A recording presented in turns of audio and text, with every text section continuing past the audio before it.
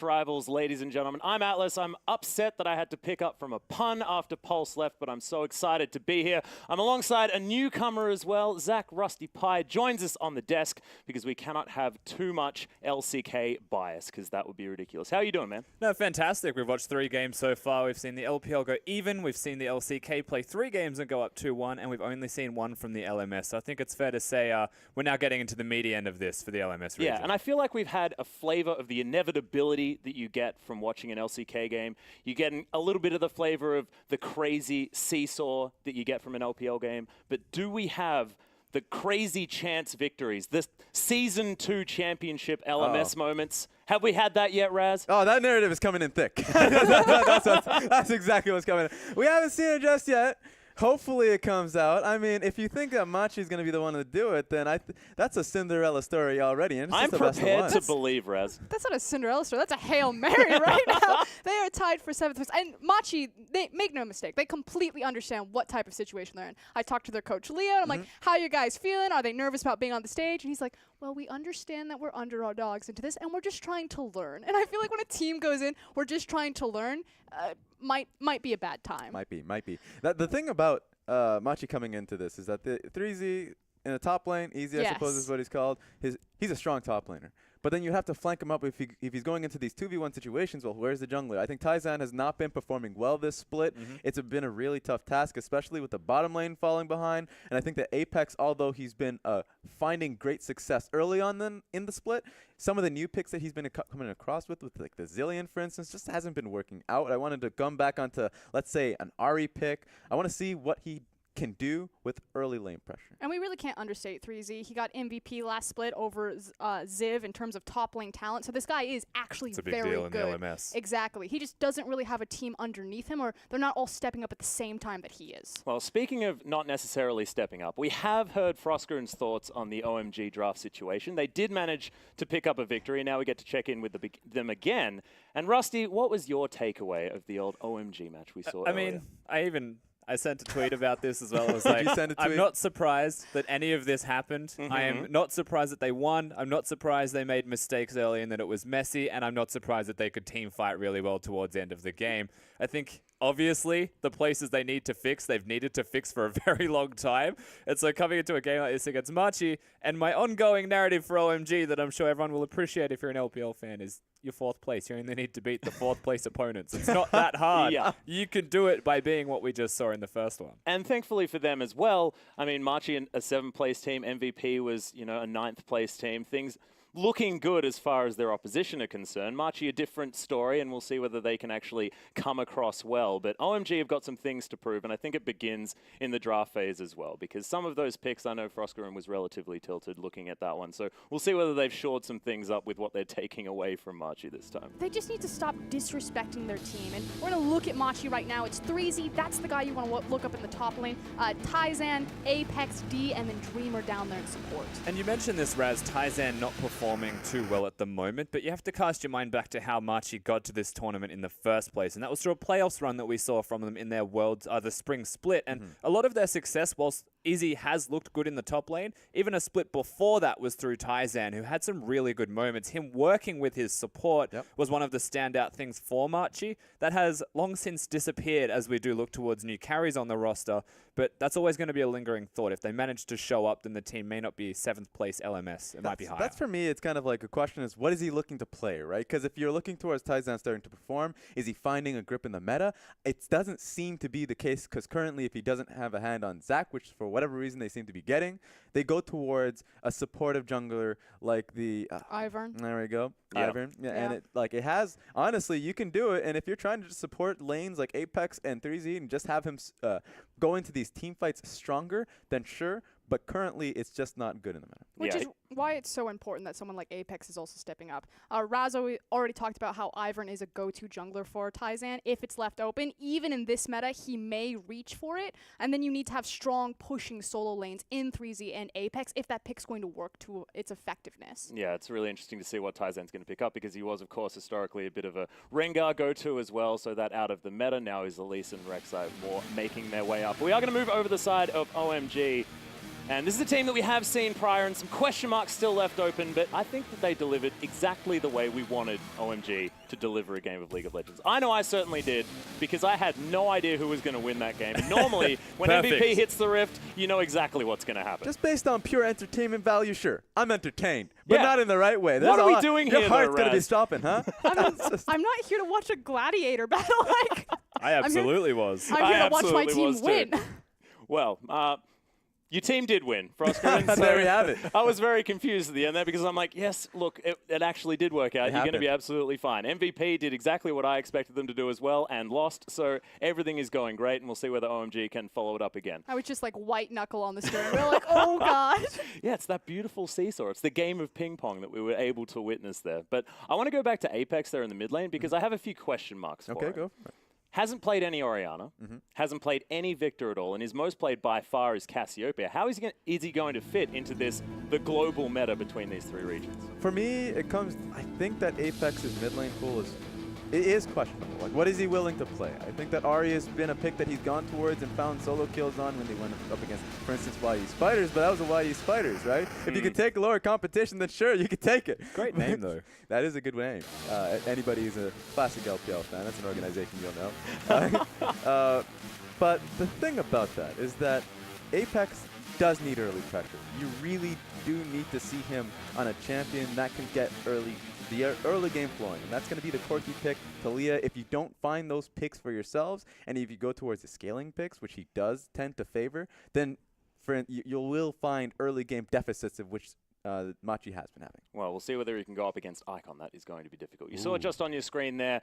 The MVP of our earlier match was 5, and it is his matchup against Dreamer that we are going to be focusing on here. Dreamer, of course, a big proponent of the old Thresh that may actually hit the ban list this game. Interestingly enough, of course, his opponent 5, whilst Thresh hasn't been one of his most played lately, has always been one of his most played, has now since gone towards the Broms and Rakans of the world, but has been, honestly, a standout Thresh player, so you're expecting that to be either banned, as you mentioned, or super high in that pick priority. That's what I'm interested in. You see the Thresh being banned. Caitlyn apparently in Korea is getting banned quite frequently. All the time. Yeah, but that's been a bottom lane in which, unsurprisingly, I've loved coming out of D and Dreamer, and that's when they've found the most, or at least the largest amount of success that they've had. So I want to see that being picked out for them so they can have the easiest type of play, win the bottom lane, or at least come even, and then you can easily just rotate towards the mid lane and just start taking down towers, and it'll make their job easier, especially since the macro play hasn't been in their favor. And again, that's because Machi subscribed to the same kind of global LMS meta of playing a very farm-heavy, slow burn type of game. They really rely on the hyper AD carries if Caitlyn's going to fit into that of, late scaling compositions. Yeah, of course, those 3-item power spikes. I don't think OMG is really going to let them get there, though. If we saw anything, they're going to try and dive a turret, even if it's an awful idea. So I don't think that Machi's going to get that slow-paced game. But then in the interview, they made the dive and like, yeah, that was a bad idea. We just play slow now, guys. Maybe.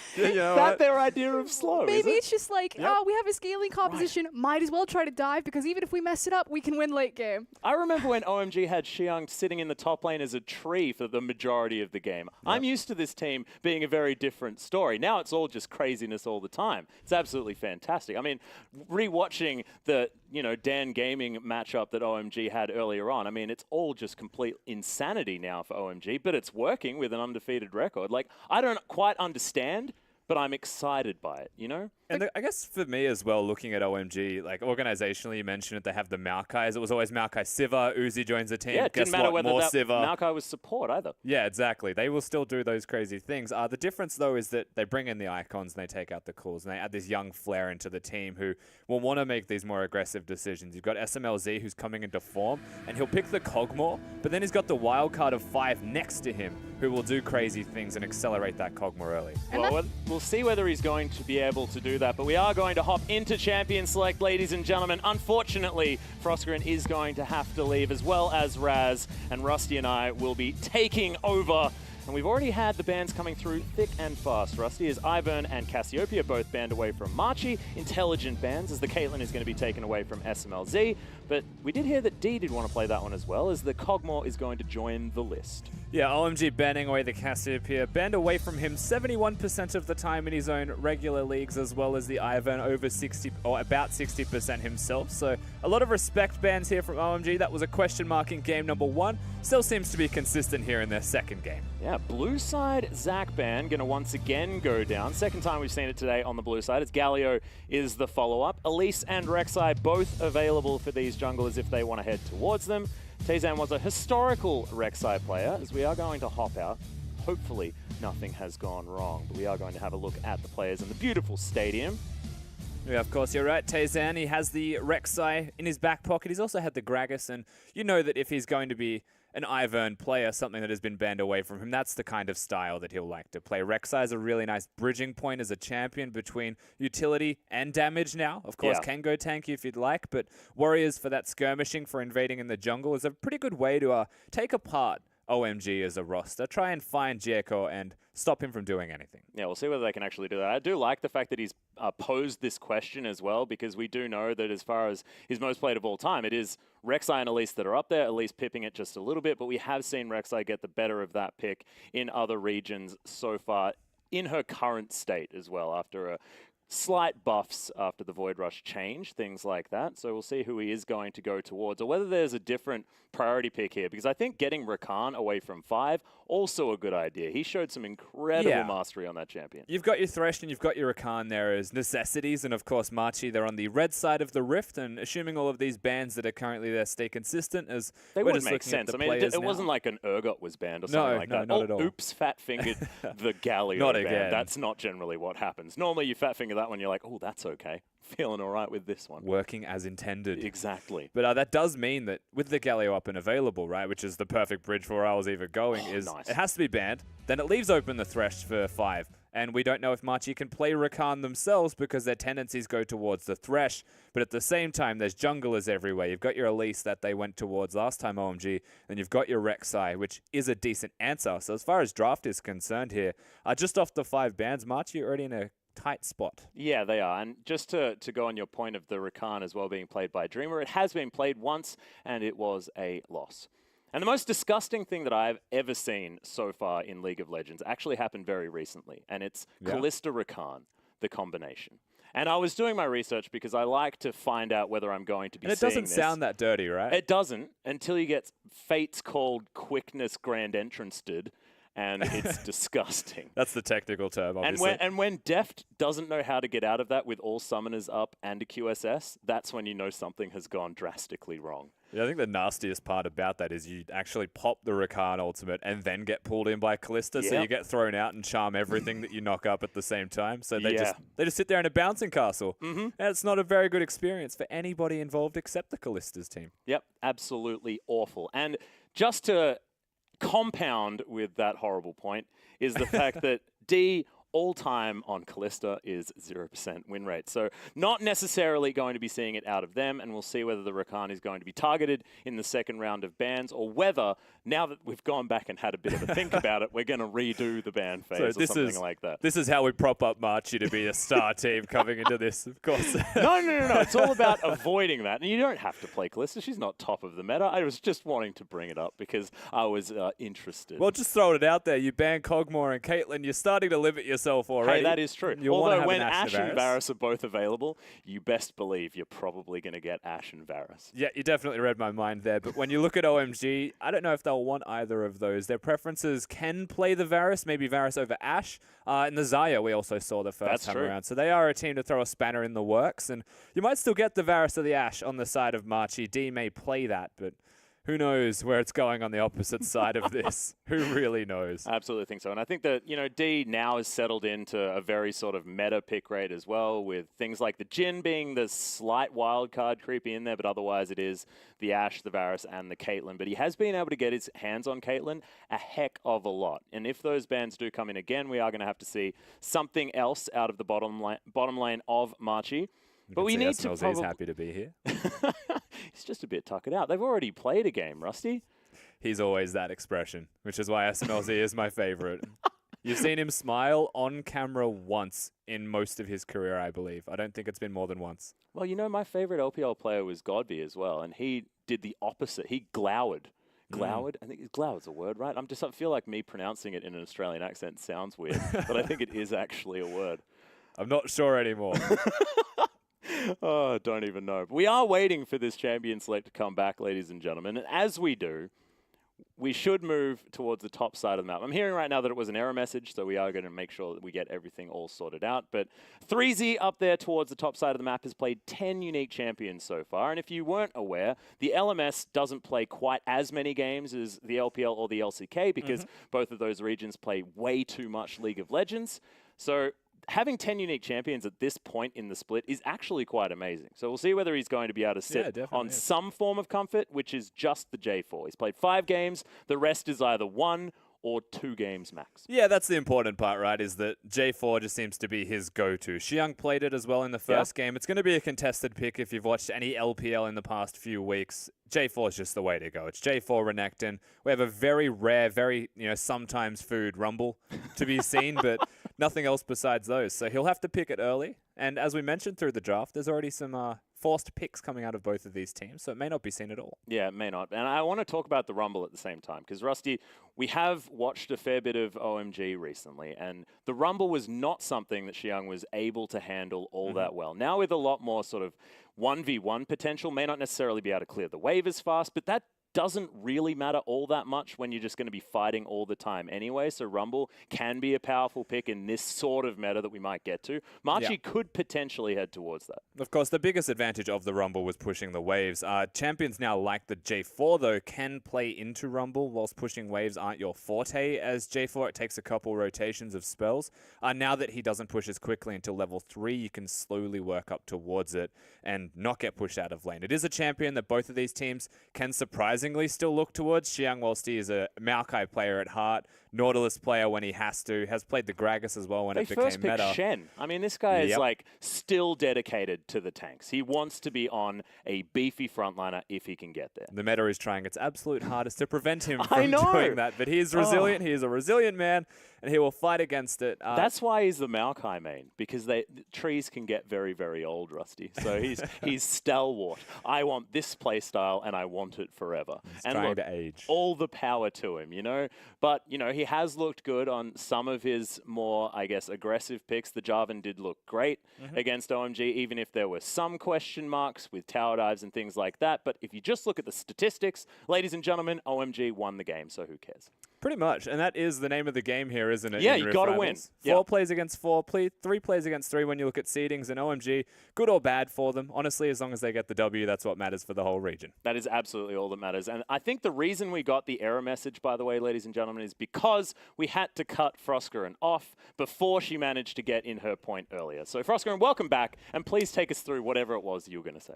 Woo, we've already seen OMG adjust their draft. They banned Ivern. Yes, we did it. I literally just sprinted. I saw it backstage. I was like, oh my God, OMG learned. I had to run up like 3 flights of steps. I got some high fives in here on the way. Wait. We're downstairs. How did you run up steps? They don't know that. Sorry. Backstage is pretty far away.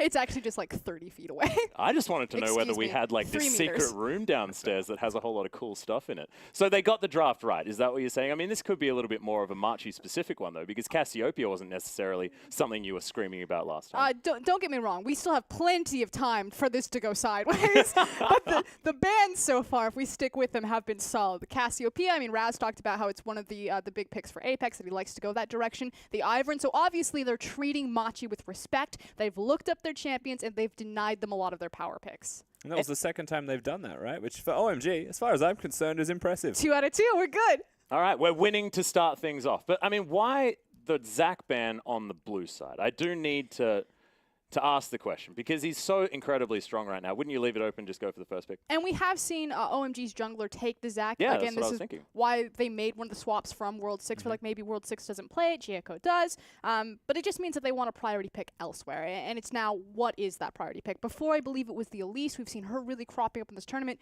Makes sense. She fits perfectly in this meta.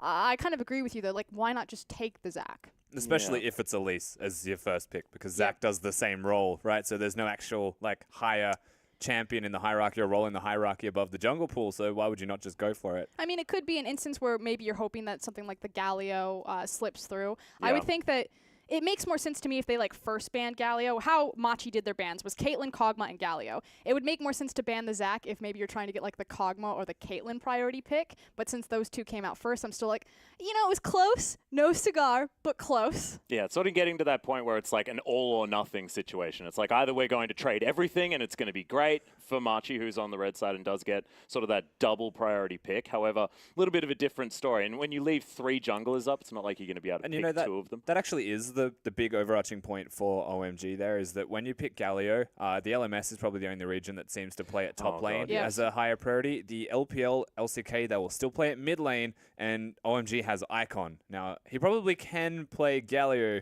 but if I had to choose any champion in the ocean for him to play, Galio is towards the bottom, because he's meant to be an assassin player. He's meant to be someone that can kill his opponent. Galio is more of a lane diffusal tool. And we know that Icon as well is an emotional player, sort of always has been. So if he's on a champion that just has to be a potato in the mid lane, I could imagine he would not be all that excited about it. I mean, even when he plays the glitter potato in Lulu, he's still super aggressive. That guy stands on the back of the glitter potato. The glitter potato. Have you ever seen someone play Lulu? You just literally roll a potato across the keyboard. You're like, I'm playing Lulu. I'm doing it right.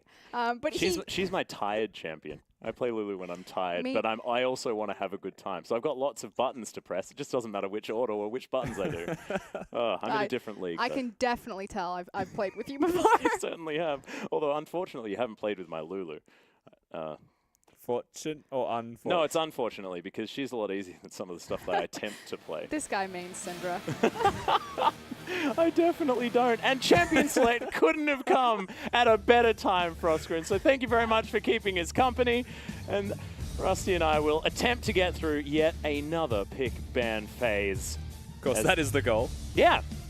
And it is going to be exactly the same. So we're going to see the Zac and the Galio as they come through. And now what is going to be the first pick from Xiang, and they still do put that level of priority on the Elise, as Rek'Sai will be the understandable answer here from Tayzan. It feels like if OMG have this draft down pat, they've done it once before against another opponent. They won that game just then. Yep, so maybe we can do this all over again and just get some deja vu. Well, look, Dreamer is going to be able to lock away his Thresh, so coveted pick so far for Machi, and Rek'Sai has been seen to be able to out-jungle the Elise sometimes in the early stages. This can be looked at with Rakan. They can go for the duo lane. I would prefer to just have the Rakan now, the AD carry later, in terms of priority for roles. It doesn't need to be the Rakan, but if you're going to go for something that is Xayah, you'd save it, whereas a utility support like this, an AD carry rather.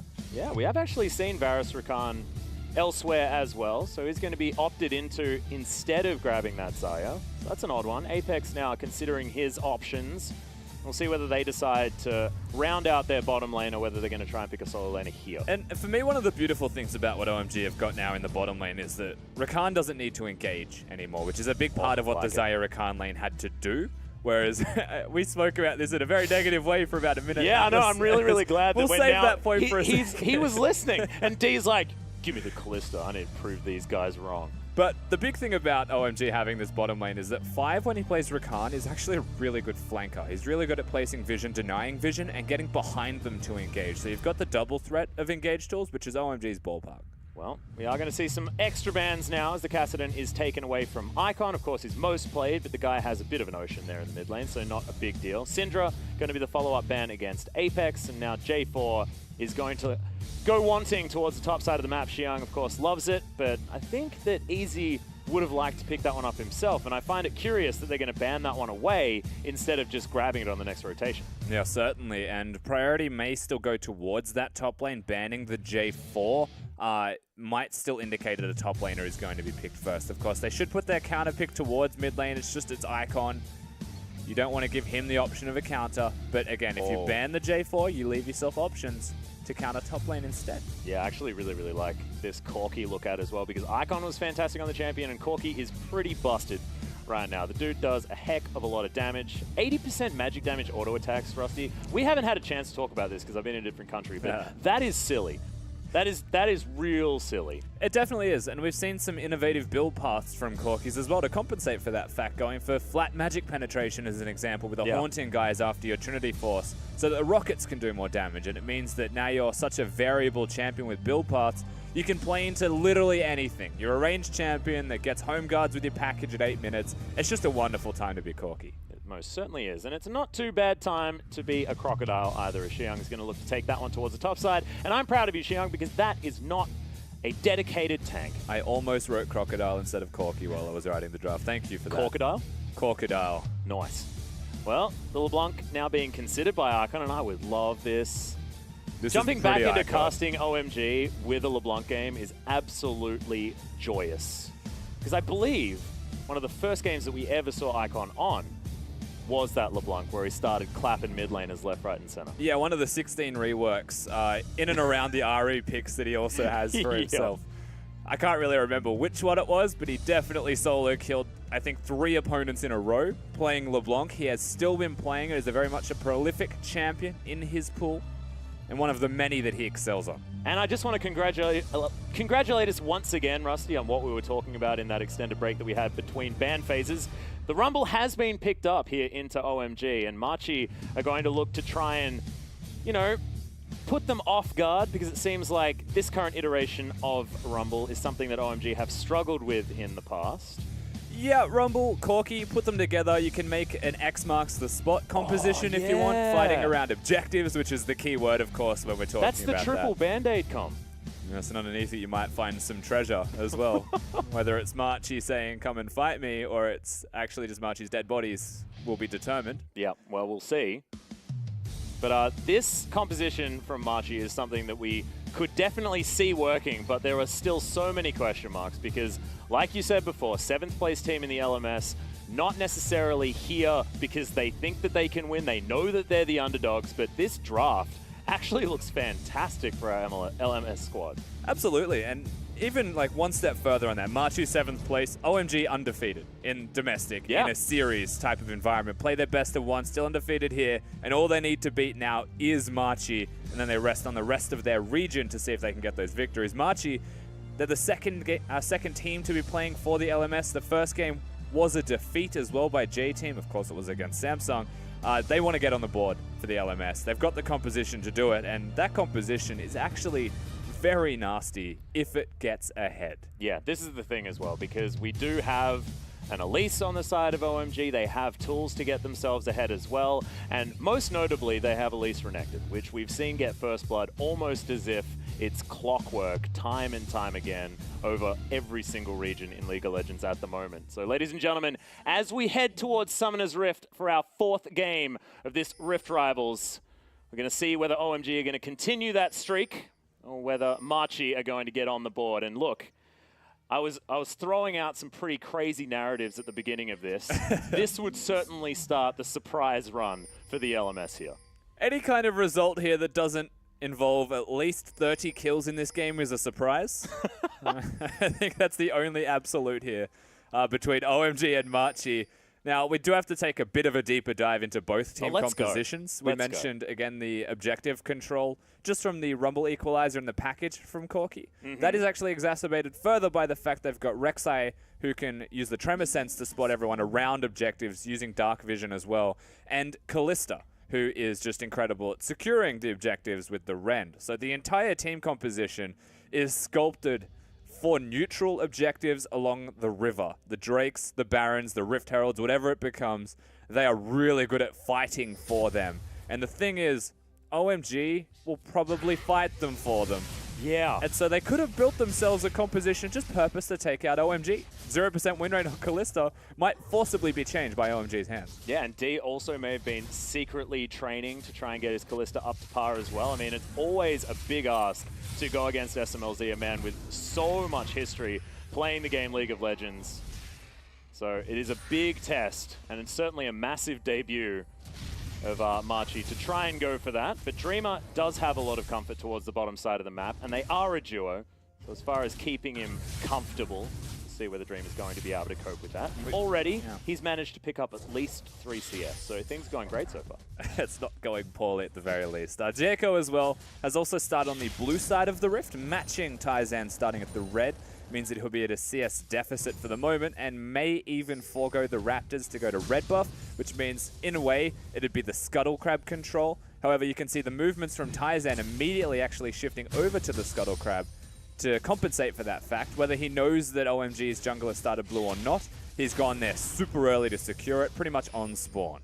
Oh, actually going to continue this invade as well as he's considering heading to try and find this. And he's found him. Yeah, that is going to be that. And oh my god, so close to the first blood. And that, I believe, was a potential misclick. Or it was Jaco getting it working. I don't understand, but that didn't quite work. Back up. Let it happen. Taizan beats him. Now, Jaco repelled to the explosive plane. I believe he also auto-attacked it. So he gets himself out to safety. Brilliantly executed by the Elise, who had no idea there was a Rek'Sai. It looked so much like Taizan flashed to screw himself over. That was not necessarily the best thing. Fortunately, not the case. Yeah.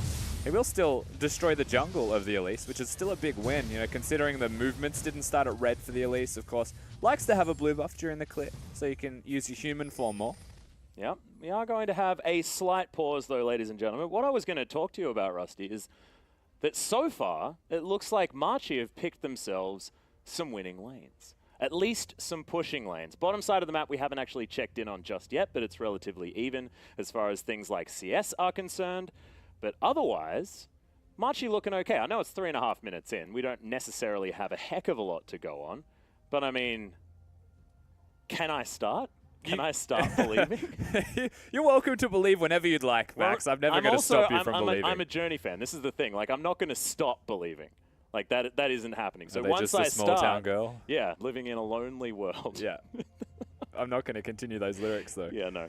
In saying that, you're right. They do have winning lanes. I will give you that part. Thank goodness. Am I going to start believing in them? No. Okay. Rumble, in saying that, you know, not the best winning lanes, used to be hard pushing, can still get matched by Renekton to a degree just by fighting them. We actually saw it in the first game of the day, I believe.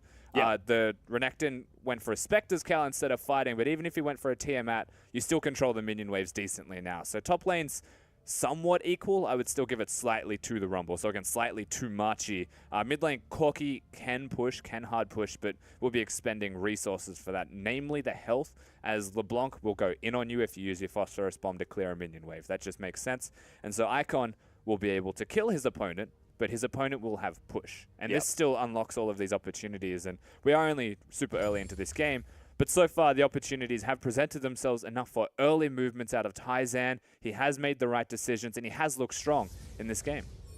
Well, we'll see whether he's going to continue capitalizing on the pressure that mostly Apex has been putting out. We did see that it was only Taizan heading into the enemy jungle when Icon was shoved underneath his turret. And we'll see whether that does change. Of course, Shatter Orb's able to crush a minion wave after the first bit of ability power has gone in.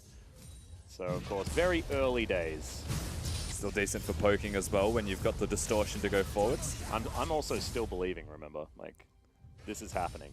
Pulse said before that casters are unbiased whilst demonstrating his bias at the same time. I am also going to jump in that camp. Pulse is actively biased, though. I am a Machi fan. Raz is the one that says he's unbiased, and he just flip-flops like no tomorrow.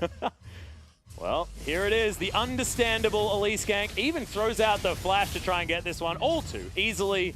That is going to be that. Yeah, Hook is going to come down on the bottom side, but that's a grand entrance to get the double knock-up. 5 just dances his way back out as well. No OMG are going to win this trade handily. Yeah, lots of spears. 200 health. No rend as well from D at the end of that, I don't think. So not able to even equalize. Just a good trade, namely onto Dreamer, however. And Dreamer has the relic stacks. He has the ability. Most importantly, however, we saw top lane. We saw the gank. It's Elise Renekton. Deja vu. Another hook. Yeah, another hook is going to go in. It's 5 in a bit of trouble. The rend is there, and that's going to be that. The 2 versus 2 kill for Machi on the bottom side. I am believing super hard. And I'm so glad that D's able to grab that as well, because I felt a little bit mean from earlier on, and this Kalista actually looking pretty good. I mean, thankfully he didn't hear you, but it's still a bit behind his back kind of emotions coming out here. You see, that's even worse. Does get himself the kill, so very well executed from the Thresh Kalista lane. Super dangerous 2v2 matchup, always something that has to be mentioned. SMLZ and 5 aren't the kind of players to back away from a challenge. Speaking of, calm down. Icon just like doesn't have a lot of chill. Not a lot. No. Okay, but he does have the CS advantage. Has gone back and picked himself up his Dark Seal. And a cute little book. He's got a Rumble nearby that is only level 5, so he doesn't really need to be here. But if Moral Icon support. decides to go too far forwards for no reason, use his flash aggressively, there's a chance that Rumble can get in. Yep, cute So in other little words, fake leave. one. Well, he's going to, of course. Got a bit of a shove, didn't want to get ganked by Jekko as well. So he's going to be A-OK. 10 CS lead for Tazan as far as the jungle is concerned, so has been able to clear things out and has that Tiamat rush as well. So he's clearing things oh so quickly. You would have to say there are still some big highlight moments for Machi at 6 minutes, which is always going to bode well for them against OMG. In saying that, the first game OMG lost early game, they came back through the mid game, a lot of extra skirmishing from the team. Whilst OMG aren't known, especially in the LPL, for losing lane, they seem to be able to bounce back accordingly quite well on the international stage. Yeah, seems like they've just flipped the switch just a little bit. Wonder whether we're going to get the dive coming in as Xiang's considering something. Tremasense is going to spot out the Crocodile who goes over the wall. I feel like we saw this last game. Yeah. But if Machi were EDG, Xiang would be dead. And there'd also be an Evelyn. Which there isn't, thankfully. So the Crocodile is going to survive for the moment. Apex continuing to shove this lane very effectively and does give Tazan the space to get in towards this top side. One of those creative gank paths here, and he is setting himself up. Yeah, Slice does come in, good knock-up as there's the equalizer. Perfectly placed as Xiang does have to flash, and there it is. Void Rush picks up the kill, and Machi, they're 2 versus 1. They certainly are doing well here. Good execution from Tazan, and well done to be in the right place at the right time. You've got your jungler from OMG, he's farming mid lane, very much aware of where he's going to be. Dreamer also stepping up. Yeah, there's the grand entrance. Dreamer just taking free damage for the moment, though, as he didn't really want to shove sticks into his opponents. That hook was super close as well. I guess he held onto it that entire time, or just didn't have it up and available. Jekko has finally been able to stretch his fangs back out towards the jungle. He's looking for the Rek'Sai. It's a smite off. Yeah, wasn't actually seen there as there's the Cocoon. He's just going to go for the kill as the double smites come in. The Repel's in a great spot. Nice knock-up as Tazan uses the flash, gets himself out, and Icon isn't able to capitalize with that roam. Yeah, at least didn't have flash to follow that up. For anything extra, Tazan has to use his summoner, and a blast plant is conveniently placed to get him out. Unfortunately for the Rek'Sai, he didn't get to knock up the blast plant. Oh, that would have been cool. Which is something we have been seeing to get out very cleanly. Has to use a summoner. Okay, so he's going to go back, grabs himself Tracker's Knife, heading towards that Cinder Hulk most likely. We saw like, it was like 4 days or something where Warrior Enchantment was good. On Rek'Sai? Yeah, it was bothersome. Don't tell that to the LPL. I was getting flashbacks, Rusty. It was bad news. They're still doing it. Yeah. Well, Freezy with the health advantage here against Xiang. Who is just going to go for another roam. Of course, crocodiles do like rivers a lot. We know that as Australians. All about the crocodiles. We don't have them in the sewers like other places. No. It's out in the open. Is that more alligators that are in sewers? Oh man, it doesn't matter. I don't know. They're crocodiles. Basically, aren't they? There is a difference though. Yes. Yeah. I refuse to accept that, however. Yeah, one's see you later and the other one's in a while. I think that's how it works. As Apex is just going to easily clear this one. What do you mean? Surely. That's not a colloquialism. Icon is roaming now, alligators though. are on the other side of the world. Yeah, exactly. Icon moving up towards the top side of the map. He's going to get pinged out. And Apex is going to join Tazan, pick up this blue buff. No jungle support on that top side, so Icon didn't want to go too far forward. And Rizzy had already moved himself back. Slight tempo lead in the way that Icon had blue and was able to look towards top lane with a roam. Of course, OMG are now securing the area near the Drake. It is a Cloud Drake. And whilst their attention is there, you may actually see a shift go towards the Rift Tower as a bigger priority objective. That and Xiang is also a place that they may want to assist. Seems to be doing fine by himself right now. Yeah, that dominance is there as they know Easy Icon's has to here. be very careful. Good equalizer to just clear out this minion wave, and they have to dive under this turret and juggle this effectively. Okay, Easy, good flash, gets him out of the way of the distortion, but he just pops back. Icon always able to navigate these situations as a LeBlanc, and that's his first kill, and probably one of many if we know this player at all. You'd expect as much, of course. Super clean from Icon. He makes it look stylish whilst getting those kills. Teleports back towards his middle lane as well. Everything going right for the mid laner of OMG. and for Xiang now, who does get to have a quick reset in that top lane with a teleport disadvantage. One of the handiest things you'll be able to pick up for yourself. Even forces the teleport out of Easy. Oh. Okay, D's going to die. Dreamer is soon to follow there as well. The celebratory box is not going to be enough to sort things out. And OMG firing on all cylinders now. My belief being torn apart as we watch it. We are going to see this dive once again because Icon made it look so Pretend smooth. bottom didn't happen. We get to watch Icon again, of course. The dive through here, double distortion, goes back to the first distort, which is the most important part, obviously. You don't want to lose that tether ranges. Didn't accidentally press R again as well and die to the turret, which It is happens. definitely good. It does happen more often than you care to admit. Of course, bottom died at the same time. Speaking Icon. of dying, Apex looking for the kill onto Icon here, who will have his buttons back available. Mega bomb. But Tazan's going to take down 5, a turret's going to fall down, and the most important part is that Icon's getting chased. So we're going to watch that. Order of priority dictates this. Rumble's also mid, so expectations would be that the Cloud Drakes then looked at, but they still refuse to. They might actually be putting more pressure towards the middle lane outer turret if they are able to secure this one. Then that is fantastic for them, even with the Thresh here. Seems like they will. Yeah, fantastic rotational play here from Machi, who are looking for second turret of the game. Of course, OMG were able to take that one down and got first brick, but this should even out that standing gold just a little bit more. 2,000 gold here at 12 minutes is difficult, and they are able to lock down that turret. And opening the mid lane turret against OMG, I mean, mid lane outer turret was the OMG turret. So note that Five's going walkabout by himself. He will die here, of course. Technique. Doing a lot of this, as that was actually a lot of damage, whilst SMLZ was taking a turret, which is how that kill kind of happens in the first place. You never go on solo adventures against the Rek'Sai that can spot everything. They go mid lane, they get the turret. OMG's response is not actually to counter go towards the Drake, not to counter push towards mid, as Machi recall. They're looking for the Herald. And the Herald, if you're able to pick it up, is the easiest way to break that mid lane and create the trade anyway. They do also get themselves the first turret blood, so everything's going pretty strongly here for OMG, even though we are seeing some good moves from Machi. Yep, some signs of life, certainly, from our LMS squad, as Jericho easily able to take down this Rift Herald, and will carry that buff for a little while and see where he wants to put it. I think last time we saw OMG take down the Rift Herald, it was left a little bit wanting as far as the placement. Yeah. They just didn't use it until it was too late and then just placed it somewhere, as Xiang used both his slice and dice. Yeah, and that is going to be the equalizer going down, gets an easy flash, and this lane swap is going to come in. Machi actually looking to try and get ahead as far as that objective game. And OMG aren't even responding to the lane swap. Varus is staying down in the bottom lane. Easy's here, he's got D, they've got the 3-man unit. In fact, they're even rotating the Thresh towards mid lane with Rek'Sai. This is just the dive opportunity, potentially. The cleanse is going to be used from Apex, gets himself out of the way as Dreamer looking for the hook. Does, of course, have those mobility boots, so able to transition quite effectively. And all of this time, they could be sieging top lane outer turret, and SMLZ could be recalling and matching it, but he's still going bottom lane. He's now about to make the minion wave crash, perhaps lose a couple of minions there for Easy, and Icon still retains his pressure in the middle lane. So ultimately, Machi, they're doing too many steps. You can't think 3 steps ahead if you're only acting on one of them at a time and not actually making any of them be the right one. Well, it is going to be Harold moving up the mid lane, looking to try and one-shot the rest of this turret. Will do so very easily.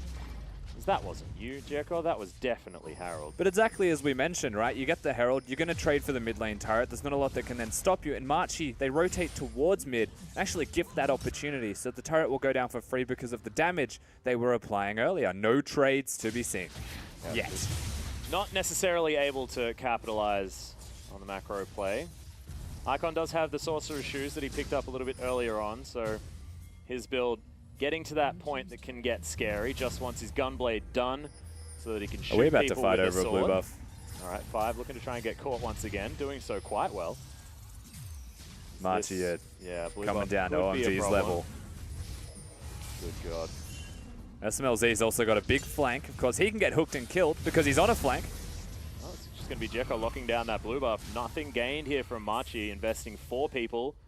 They could have potentially gone for something else, but that top lane outer turret had, of course, fallen down. SMLZ, once again, just hoovering up so many minions. He just seems to be on his own, cleaning the map of all of the red dots. Certainly is. At the same time, Easy was mid lane on Rumble instead of going towards the bottom lane where Renekton was pushing it. So again, he'll come here, he'll collect the wave, but this also means he's been farming 2 waves. And then Corki, so the allocation of resources as the man who really wants that Trinity Force, he misses an extra 6 CS.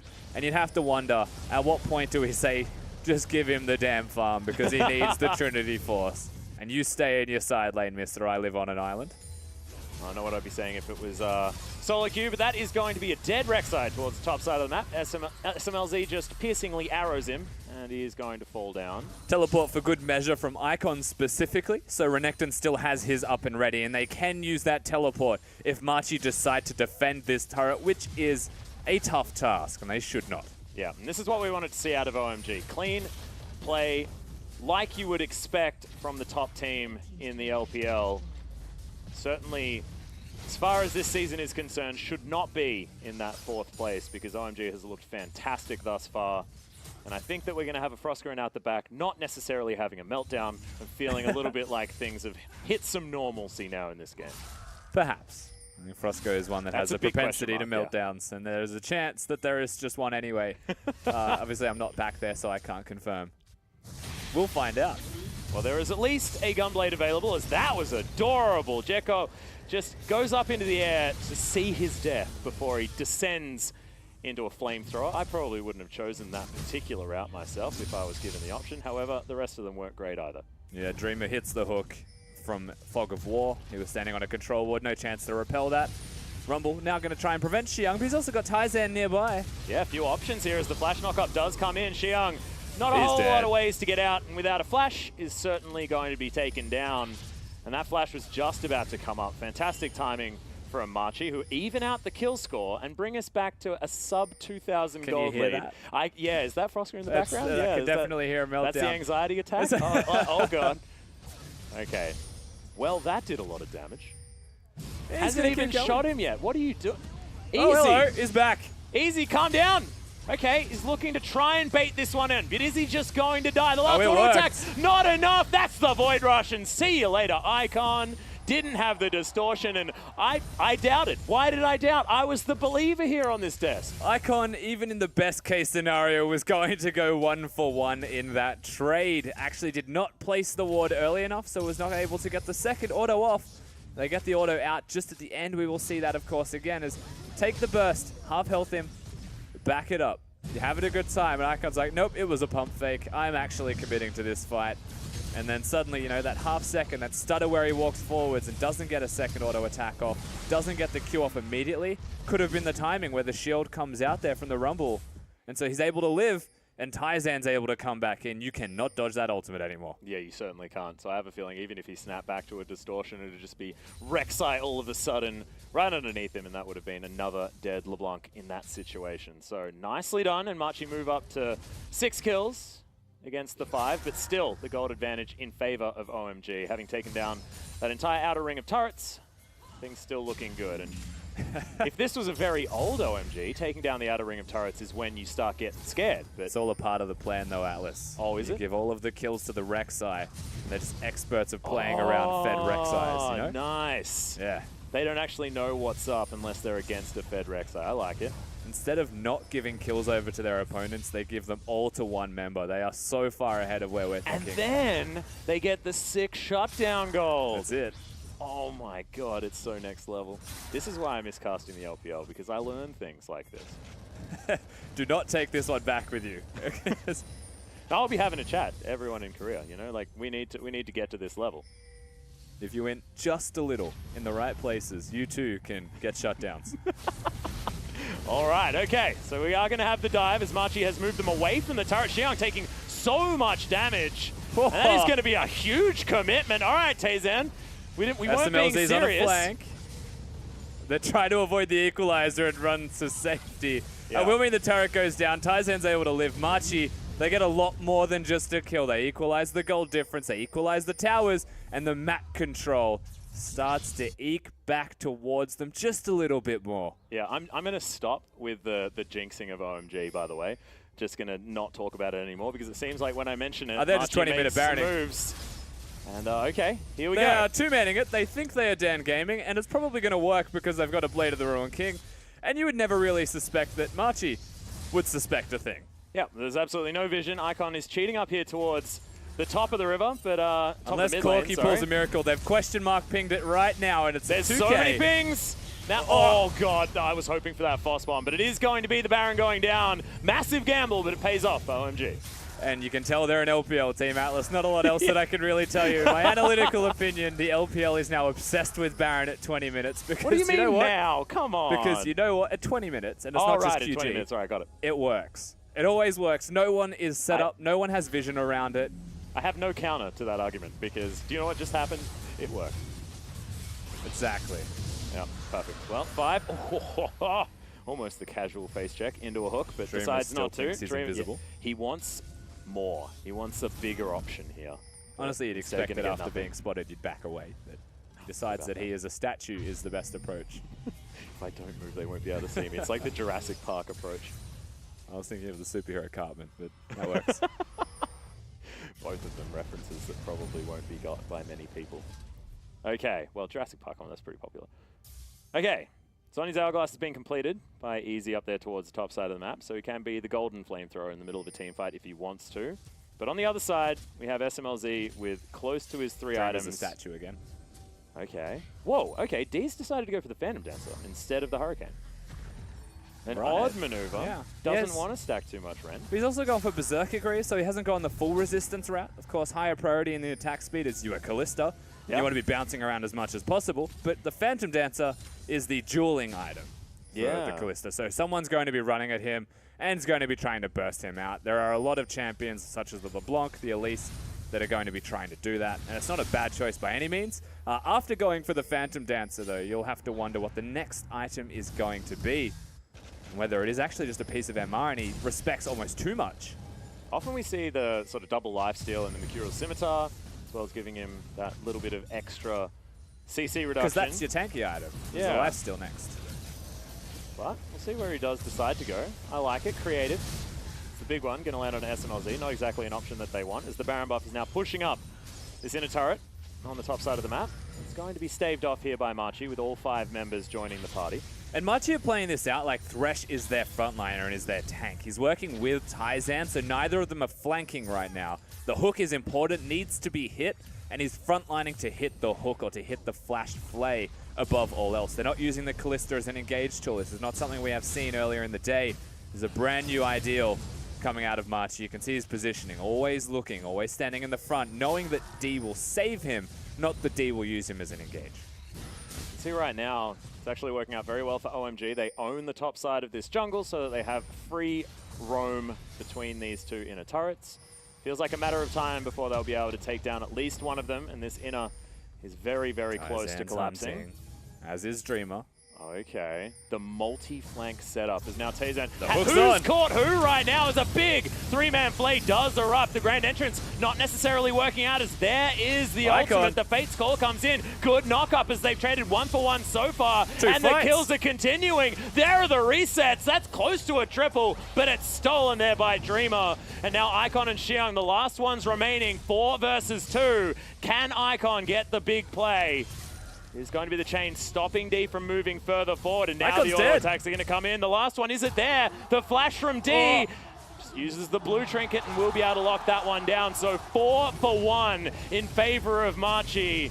And this seesaw we were talking about, so incredibly entertaining, but it's a little bit heartbreaking for OMG fans. And there goes your Baron power play from OMG. Machi now barreling down the middle lane. They might be able to get themselves a turret for this. And that was a team fight fought on 2 fronts. Atlas, they did not have a front-to-back 5v5. And when 2 pick compositions collide, this just seems to be the outcome that both teams are content to have.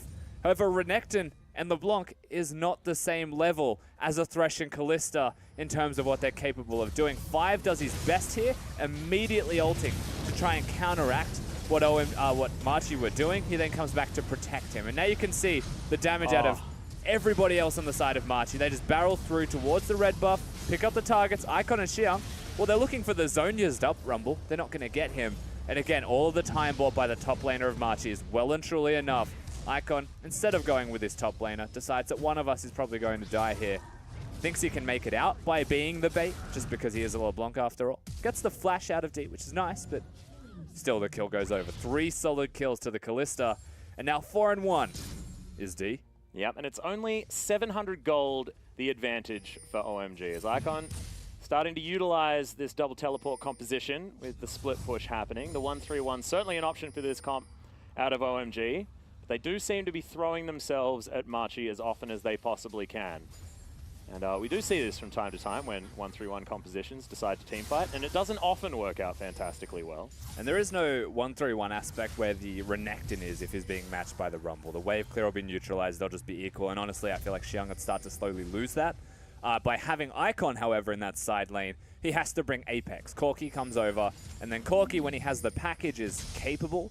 But for the most part, the teleport's always going to get you somewhere sooner. And so OMG in that 1-3-1 have a significant more amount of pressure. As Taizan's looking. Yeah, Icon is at least able to grab the blue buff, but is the explosive damage going to be enough? The Hook was trying to predict some form of a flash, as there's a Void Rush from Taizan. But not enough damage now that he's built those tank items to follow things up, and Icon survives for the moment. Yeah, not quite enough from Taizan. At the same time, Xiang's going to be going towards the bottom lane turret, and they secure the blue buff for the LeBlanc, who has teleport. They really needed that kill, Machi, if they're going to make the play. But they weren't set up. They weren't committing to killing LeBlanc. They were just opportunistic, looking at the blue buff to try and take it away. That was their priority, and so they lose out on 2 fronts as a result of this. They're now trading top lane, though. They're trying to get the inner. Well, looking for it. They do have a lot of auto-attack damage onto this turret with the Corki and the Kalista. That was close. SMLZ is going to make his way up here, look to clear out this wave, and they do so quite effectively. And now 5, considering that grand entrance, the quickness is on, as there's the Fate's Call. Does get the knock-up onto D, but really good response with the Fate's Call, and that will be a dead Rakan. Just not very powerful, as Icon just pops himself over the wall with the distortion, but isn't able to follow up. So good pick from Machi. Yeah, 5 was trying to go forwards, look towards the targets with the ultimate, but overcommits himself, overexerts towards that, and again, they're not able to do anything, OMG. They're trying too hard to generate picks. They're not doing enough of it as a team. Just need to slow down, calm the pace of this game, and actually play their team composition. Machi, on the other hand, now the Baron's up and available. They've got the tempo. 5 is dead. It's a big part of the warding of OMG. Could be an feel opportunity. like this is where their composition will go. Well, you did mention stuff in the river is stuff that Machi wants to take down. But they're not doing a lot of damage to it. That is going to be Xiang getting a stun. Fantastic play as D, relatively safe, but Icon gets himself into a good position. And another phenomenal equalize. SMLZ melted down Xiang. Soon to follow. It's a 1-for-2 so far as Icon gets himself the hell out of here. Jekko is now just forced to run through this jungle. We'll see whether he can buy enough time, but backs are coming in for Machi. They're thinking about going back home and getting some help, as Apex, a face check is what's on the cards, and he's going to be able to survive that one with the cleanse that he had himself. Icon, of course, now has 5 to back him up, so he'll show up to try and prevent anything further. No Baron to be seen by Machi, yet they can just go back to base and just run straight back to the Baron pit, rinse and repeat. So honestly, they have now got control of the map. They've got the tempo, and they are set up to succeed. LMS's 4th seed is currently taking out OMG's. Yeah, LPLs. But they did just buy Asterix Gauge on Kalista. Hey, he thinks he's imp. Yeah, we've seen this one before in the LCK as well, and I don't think anyone liked it there either. So we'll see whether it's going to work out. Of course, the shield is very, very good. The lifeline passive also fantastic. They are shredding the Baron. They have a Kalista, so if it ever gets in smite range, OMG lose, and it's just gone. Yep, the secure is most certainly there. It only needs to... Oh, wow, that was a very early rend. However, doesn't matter. Just didn't have a smite in range, as Jekko was on the bottom side of the map. So second Baron of the game goes over to Machi, and all of a sudden, they have all the momentum and double the kills. And of course, we get to see this fight again. The flay from Xiang getting back over the wall just says no. You just come back in here means that OMG were committed to this fight. But look at SMLZ. 2 packages, that is legitimately just stuck in the flying V of death. Actually just Corki package, Rumble equalizer. SMLZ is just going to die. Jek has to run away. That means Baron's free to secure. There was honestly nothing that OMG could have done if they're trying to fight in choke points, which is the biggest takeaway from a team fight like this. Positive signs from Machi. I just want to say that Easy has been a joy to watch on this Rumble. His equalizer positioning, the fact that they've been able to orchestrate fights where he can be utilized is definitely a team win. But and he's doing work as 0-10. He's playing support Rumble and being able to do enough pressure. It is working out. And D is actually the benefactor of this. 6-1 and 2 now on the Kalista. Even though he has Asterix Gauge, he's still feeling like he can secure these kills well enough. And with a health bar like that, Icon can't burst him out. Needs to back the heck away. Oh dear. Well, there is the Scrying Orb. Preyseeker at least gets a Banshee's Veil for their roaming trouble. And so Machi now with the Baron buff, they're setting up towards the top lane. Just topside jungle at the very least around the blue. They're preventing Icon from being the 1-3-1 split pusher, and they're hard forcing, which is the right way to play this out at the moment for their team composition to excel. And now threatening 2 lanes at one time is how they're going to rinse and repeat this, as Icon obviously says, you can't do this forever. Xiang is sitting bottom. Yep, they probably want to control the vision a little bit better as they throw out as many control wards as they possibly can. But yeah, D, free hitting this turret. Equalizer comes in. They're just making a play for the turret. Yeah, absolutely amazing. Used like a Weaver's Wall does quite a few times as D's just focusing that one down. Varus ultimate as well. Look at 5. To change the corruption, but fantastic face call at exactly the right time. No grand entrance, and 5 is just dead. His Rakan that was so incredibly good in their MVP series is just not getting the initiation down. And Xiang looking to clear out vision now, but they are going to lose that turret. And with 5, they just look like they don't have an opportunity to get in. And D doesn't do a lot of auto attack damage, but Xiang cannot go anywhere. Look at how many sticks are in that crocodile. That is a kebab, if ever I've seen one. Yeah, that man just got spit roasted by both of the members there. And that could be the game over here for Machi. Oh, I've missed you, Rusty. Apex going to take a bit of damage from Icon, but he does still have that more of Malmortius. But 5 has no engage. The mid inhibitor is going to be for free. Apex and Icon. Okay, they're just fighting, but the auto attacks are still there. Instant cleanse, close to being able to make that work. As Jekko is like, well, I guess I'll just have to kill him. And now, Machi, possible mistake, but that hook was unbelievable. SMLZ going to be taken down. D just safe in that back line. The Ignite's going to tick down and not be able to get the kill. And you can see Icon just didn't have a route to get his way in there. He wasn't able to come in at the same time as Jekko. They were stuck behind the fight. Remember, Machi was sieging the mid lane inhib. They broke the inhibitor straight towards top lane. And thankfully, the Elise actually clipped off the minion wave to try and prevent any further advances from Machi. Small win, but another hook from Dreamer finds himself SMLZ as 5 dodges it. Yeah, that is not great. This is absurd. That's exactly not the play that you want to go for. D has a BF sword, and I really want that to be a Guardian Angel for the most terrified build of all time. Part of me feels like it is, and it is. Oh, God. He's actually just... He does not like dying. He's the embodiment of fear. Which, if I was an AD carry against Icon, I'd feel the same way. But in all seriousness, though, like the embodiment of fear just means live through Icon's burst. Yeah. And then they win the game. And even if you don't live through it, you live through it. If that's how a Guardian Angel works. Which is Do a you direct actually transit die? to winning the game, though. Yeah. I believe you die, and then your Guardian Angel, or your Guardian Angel protects you and dies for you. Yeah, that's what it is. Something like that. Yeah, Guardian Angel sees that you're dying and says, not for now. And then often you die again. I feel like we should have worked that out from its name. Yeah, I guess so. All right, so Machi now just going to group up towards the bottom side. They can utilize the Tremor Sense to make sure they can detect any of these rotations. Yep, the big package underneath Earth is going to help them out as well, especially if Apex wants to play further up. Hook is going to go wide, but it doesn't matter. OMG have to back away. They have to respect all of this damage that Machi have in their back pocket. They don't necessarily have a gold lead, though. They just want to fight. They're going to siege for this aggressively. Look for the picks. They haven't set up top lane. They're just relying on mid lane and the fact that they will ult for this. And there's another one. The Equalizer goes down just to buy space. Good chains of corruption as D moves himself out of the way. Remember, still has that Guardian Angel as there's another Fate's Call. And they're going to be able to take down 5. Can they get anything else? It's the double kill now for D as Xiang looking to get himself in amongst this fight. Jekko so close to going down, but D, he's going to jump himself back up. That Guardian Angel is going to pay for itself. And now Machi with 3 picks are looking to try and break the base open once again. They're sending the Rumble back to base because he's just going to teleport back in. It's Icon against the world right now trying to defend this turret, but he's got a rapid fire cannon to deal with on the Corki with blue buff. I don't think this is possible unless he pulls out a miracle. Yep. Not going to be able to defend this turret as the inhibitor should follow. Chains do land, but Dreamer gets out of the way of the tether, and Jekko has to watch his structures fall. We'll see whether they are going to play it textbook style as they head towards the top side of the map with at least easy for the moment. Yeah, they have to play this one out textbook. Again, the top lane wasn't going to be set up, so they'd push top lane. They'd have the Rumble come in, but again, speaking of Rumble, this has been the best zoning Rumble play that you've ever seen from someone who believes they're Talia. Yeah. They've actually stopped 5 from going in so many times. He only gets 2 people, I believe, in the charm before dying.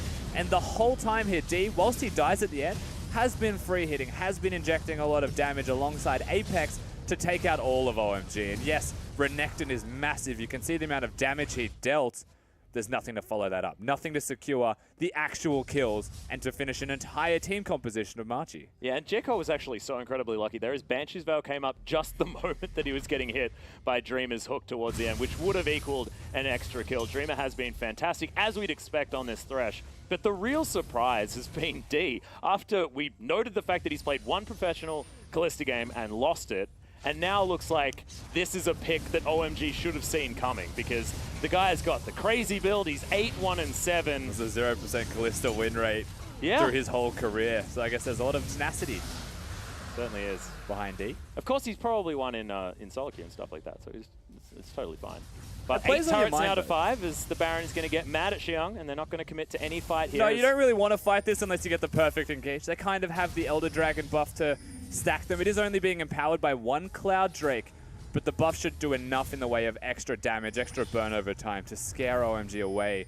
But the play feels like if you give them the Baron, you lose the game here for OMG. Yet, we've already spoken towards what the composition of Machi is able to do when it comes to neutral objectives and fighting for them.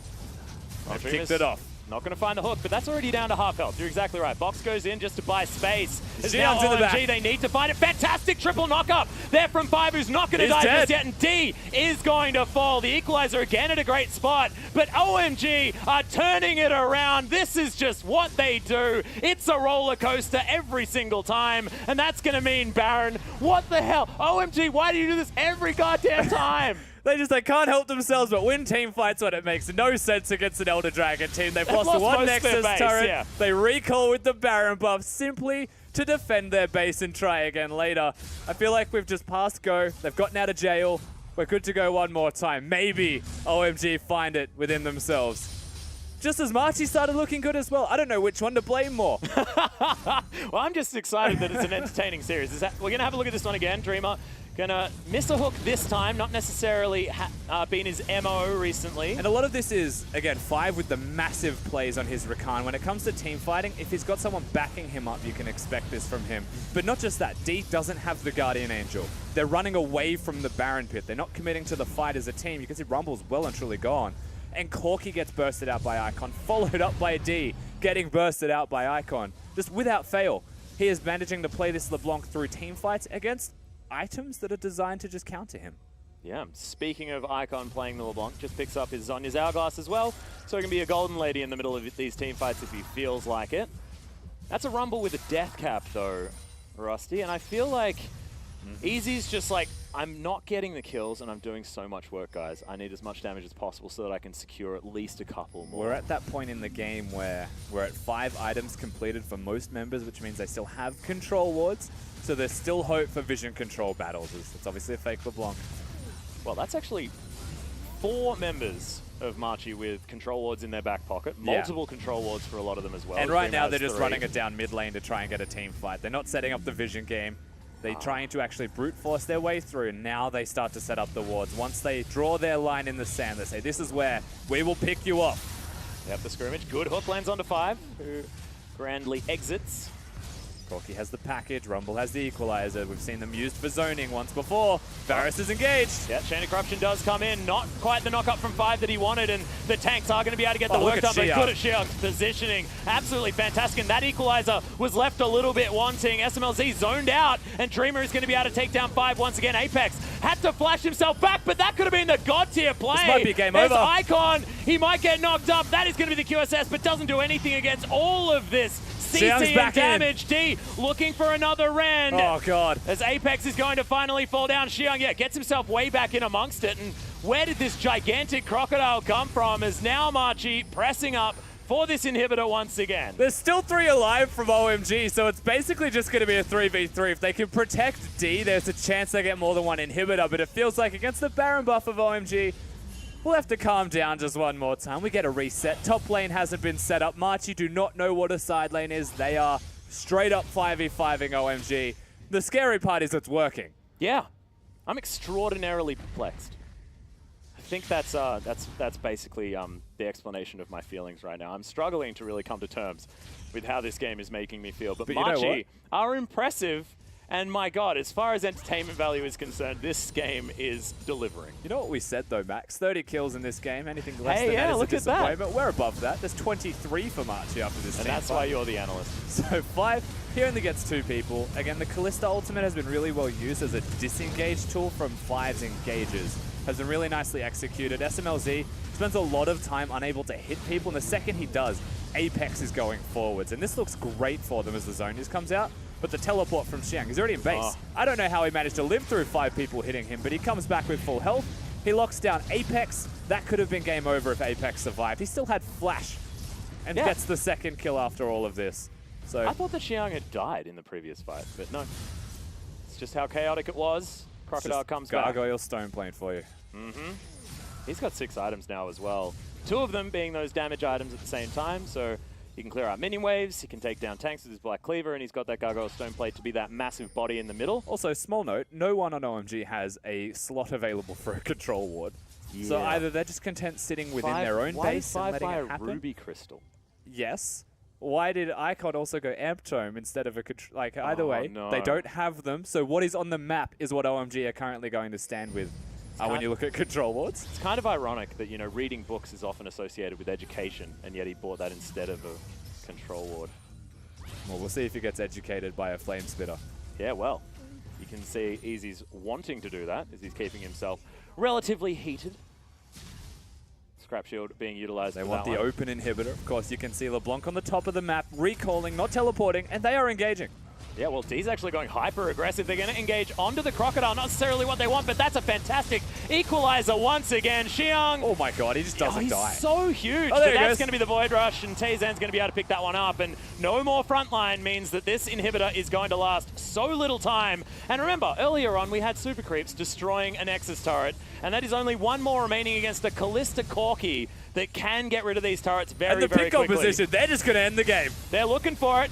Hook is going to be cleansed out of the way. Ooh. And there goes 5, another knock-up, but Apex gets himself into a good position. SMLZ. It's not the engage that they want, as there's the Zhonya's. SMLZ has to run back, but can he survive this one? No, he's not. The Ren comes in. D, remember, still has the Guardian Angel, and against all odds, it's going to be Machi picking up the game over OMG. And to the roar of the LMS crowd, you hear an upset as Machi, the 7th place team in the entire league, beat was an undefeated OMG. Do you know what this means as well? Because OMG beat MVP, theoretically, LMS have one of the strongest teams here. You know, that's sort of the tier list, you know? If you think about these teams as the representations of their regions. I refuse to comment. In the 4th position from Spring. Yeah, keep going. Then LMS is the best team. In the 4th position from Spring. Absolutely. I mean, I know it's not necessarily saying much, but that is definitely a win. That is a win. This was also a win. Absolutely. I feel like we should relish in and the what fact a that win got as well. We are going to welcome back Barento, Raz Muhammad, and Indiana Frosker and Black to the desk. And I am so sorry for all of the Frosker references that I made during that game, and I feel like I may have jinxed OMG quite a few times. I enjoyed it. I enjoy a lot of things. That specifically was beautiful. You dirty flip-flopper. This guy. He's our LMS guy. Yeah. Come on. No, it's... Did you see the graphic tells all?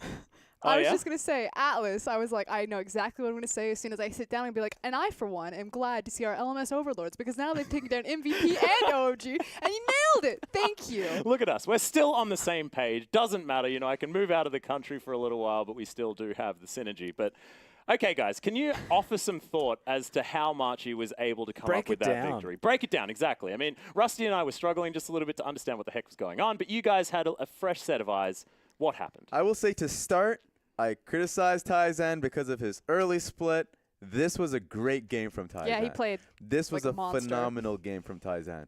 Legitimately, we see those experience Quint level 3 early on. He got the Raptors red buff. But he didn't get the Scuttle Crab to the top side. He went to the bot side so he can be able to invade early and then catch the Elise by surprise because he didn't take his blue buff. We see a lot of Rek'Sai plays when Rek'Sai is popular. You can actually just forgo it. It means nothing to you. So he was able to take control of that option. And in 7 minutes, gets a dive top to get Easy a proper matchup and a proper amount of gold for him too. So that was really strong from Taizan, and I felt like in most situations early on in the game, he recognized where to be because that immediately went to the bottom side. It just felt like he had a great mind for the game here. Yeah, definitely. Even saving the ultimate use to make sure it was an execute, the kind of thing that's unavoidable. Even saving it if it can give his laners the kills. It felt like Taizan knew the state of the game, knew who to give the gold to, and was able to actually execute on that appropriately.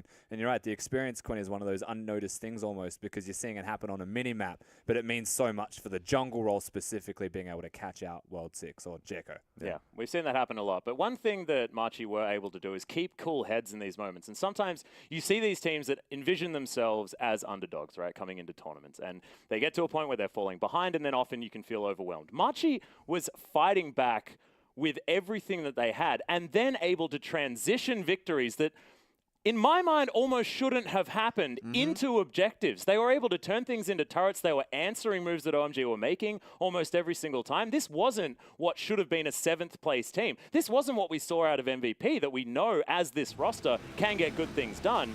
This was Machi surprising on all sort of levels with really intelligent play. And surprising across the entire roster. You know, it wasn't just Taizan setting them up for success in the jungle. Look at the damage numbers. 3Z, we know he's going to be a primary carry of the team. He showed up big on the Rumble, using, again, beautiful equalizers to close off objectives, cut fights in half, and, you know, control terrain around major objectives. And then Apex showing up on that Corki. We said that it was going to be a big pick for them. He may have a wonky champion pool, but he made it work. And I think that Dreamer was a major, like, because we have to talk about the facilitators in this instance, because Dreamer made a lot of proper plays, set up these team fights incredibly well, and what is incredibly nice to watch is that, like, this is going to be one team fight that looked incredible from the side of Machi. Go for it. Yeah, and it's just, look at the vision. OMG, what are you doing? They had sole vision of this area until they didn't. Why are you going in there? They have Baron. There's not a tower in there. You can't take a buff with Baron.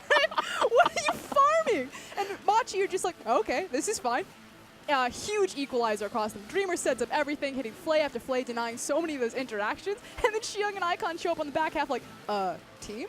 Yeah, but this isn't a 7th-place team play as well. They set this up. They knew where they wanted to take the fight. They orchestrated it. They knew that they'd have to transition between lanes. Like, Icon is going to get flashed on and killed here, but it didn't feel like it was an opportunistic move. This was a set-up play from Machi and should be given to them on that basis. And it was set up by Machi's vision. Their vision was actually good in the area, and we were actually talking a little bit about this backstage, Raz, because we noticed how OMG late game filled up all of their slots. They didn't have any. I think you guys noticed that. Yeah, I feel like nobody, there was everybody a out there Forbidden Idol and a Ruby Crystal in the support's backpack. That is not what you want. See, I've got it. The quintessential difference between LPL and LCK is that LCK knows that you can kill people with control wards. The LPL does it. They're like, I cannot kill anyone with the control ward. I put it down and it does no damage. It's ridiculous. And it gets to a point in this game where you really have to outplay if you're OMG to get a win in these team fights, because you're LeBlanc, Varus, I mean, Elise specifically and LeBlanc. How are they going to be able to dive into the backline and get the kill on any of these carries, a Corki and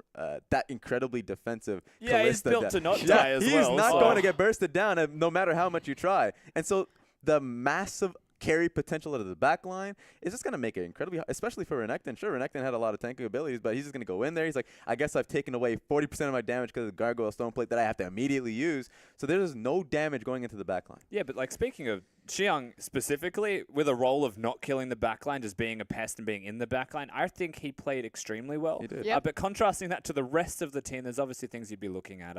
Jungler didn't play as good as he could have. Hit mechanically, like there was cocoons connecting, but the rest of it felt lacking. And it is going to go to Dreamer, actually. So I probably personally would have given it to Easy as far as that MVP is concerned. But Dreamer was landing the hooks left, right, and center. The man looked absolutely fantastic, but such comfort in the Thresh. Definitely his most played, like 6 times in his LMS season. Like, the dude was pretty happy. And exactly, in the same breath, the amount of flays and pivotal flays that he hit on SMLZ in particular were just phenomenal to watch. He had such a great, masterful performance in those 5v5s in particular. Yeah, the big part, of course, being Varus needs the QSS to step up and do damage, but it was used at the start of every single fight, meaning there was no chance for SMLZ to do damage. And the Varus pick actually gets exposed a little bit by the Thresh just from how he played it. Yeah, and I felt like as well that Dreamer was orchestrating a lot of these fights, because it was him starting things off and able to communicate with the rest of his team, to say, look, I'm going to hit this hook on this player. We saw it multiple times where he was just camping in a brush, setting things up for Apex and things like that. But we are going to go to an MVP interview right now. Take it away, Wendy. So this is Xiaoxiu interviewing Dreamer. He's saying hi to everyone. Cheers.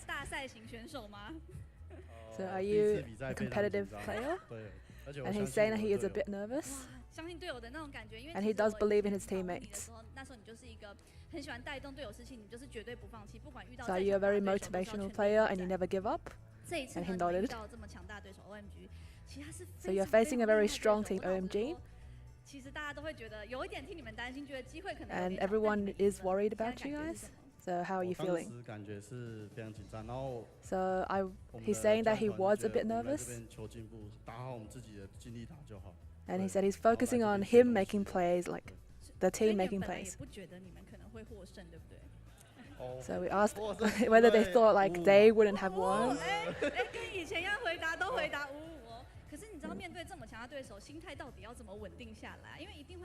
So interviewers asking how you're coping with the emotional side.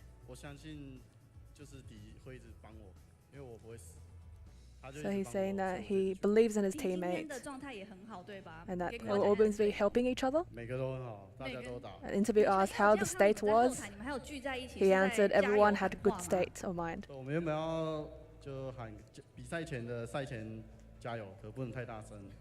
So they did give themselves power by saying go, go, go to themselves.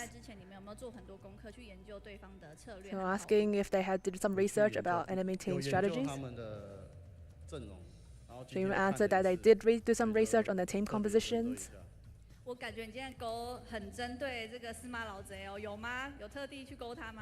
So we're asking like, is he focusing hooks?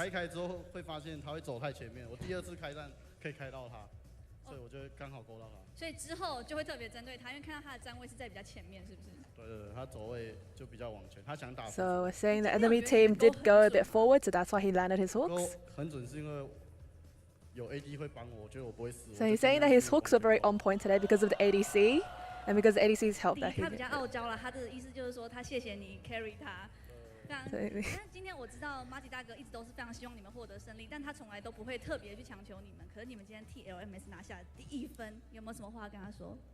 So what do you want to say to your coach? Machi's coach? Big brother?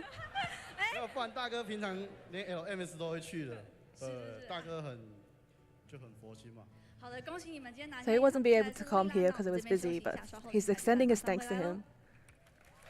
Oh my goodness, that is adorable. You would have thought that they won the entire tournament with how incredibly ecstatic Dreamer looked. And guys, this is a huge moment for Machi Gaming. I mean, they got a win. I don't think they came in here expecting to get a single win. They knew they were the underdogs, and they've caused the upset. Yeah, they have. Just incredible stuff. But ladies and gentlemen, we are going to go to a short break, try and reset ourselves, and we'll be back in a few minutes.